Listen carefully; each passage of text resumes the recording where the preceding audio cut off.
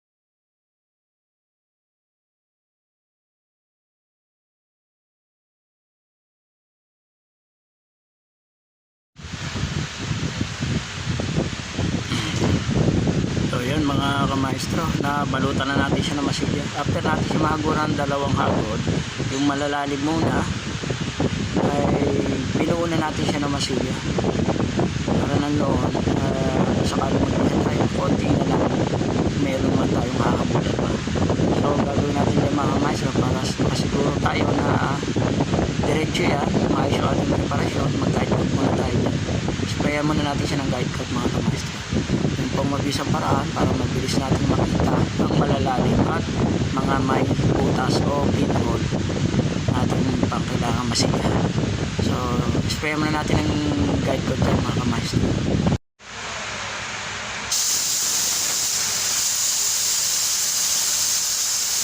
So yun mga kamaestro, spray muna natin ang guide coat. Itong guide coat na gagamitin natin ay dark color red. Kahit anong guide coat mga kamaestro, kahit anong klaseng pintura na dark color. Tandaan nyo po yung guide coat, hindi sa literal na guide coat na nabibili sa paint center. Ito po ay isang klase lamang ng mga pintura na mga dark color na mga tira-tira natin sa ating mga pininturahan. Ngayon kung wala tayong tira, pwede naman tayo bumili kahit paunti-unti. Ito po ay pwedeng by spot or metallic. Katulad po itong bubuga natin na dark color ngayon, ito po ay dark color red na metallic. Wala pong metallic, kahit po base coat, basta po mga dark color. Medyo lalamnawan lang po natin ng konti para nang noon, ito po ay hindi malapot natin ibuga, kundi medyo malabnaw. Kasi paambon lang naman po ang pagbubuga ng guide coat. Panoorin po ninyo kung paano po siya ini-spray ng paambon lang.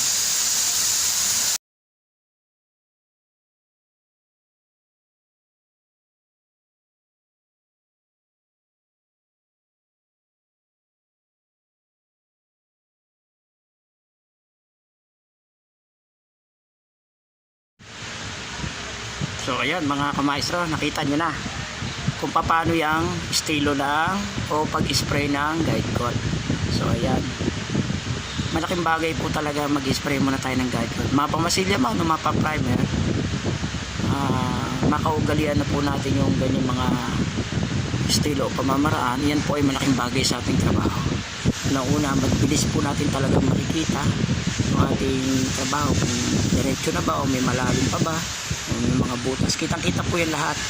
Mapa-primer po siya o mapa-preparasyon ng masilya ay napakaganda po. Pagka malakihan po ang mamasilyahan ninyo ay napakahusay po na tayo mag-guide coat sa masilya. Actually meron po yan, pinapahid lang, hindi namang ini-spray na nabibili na mga dark color. Pwede na po yung mga dark color na base, pwede po natin siyang gawing guide coat. O yung mga tira-tira lamang natin na pintura ng dark color, pwede na po natin siyang gamitin ng sa ganon, hindi na rin po tayo bumili nang tayo makatipid. Kaya ang gagawin po natin, kung tayo po ay bibili ng mga pintura na may lalong mga dark color, medyo magpapasobra po tayo ng konti para po magamit natin sa ating yung mga pamamaraan. Masilya man o primer, pwede po natin gamitin yung ating mga tirang pintura na dark color. Lalamnawan lang po natin dahil paambon lang po yung ginagawa pag-spray niya. So sana po yan ay kapulutan nyo ng aral mga kamaestro. Kaya mga kamaestro, liyain na natin. Tuyo na siya eh. Liyain natin siya ng numero 120.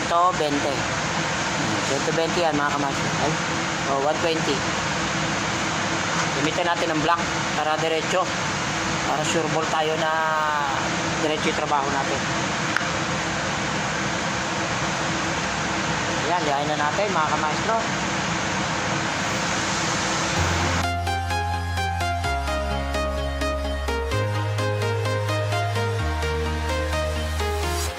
I'm walking alone, the streets are empty. The only thing I can see is my own silhouette. I'm getting stronger, step by step. The clock is ticking, but there's no time for regrets. I've been flying from town to town, from London to Taiwan. I've been all around the globe, trying to protect your soul. We are heroes tonight. We will fly above the sky. We are heroes tonight. Yeah. We are heroes tonight.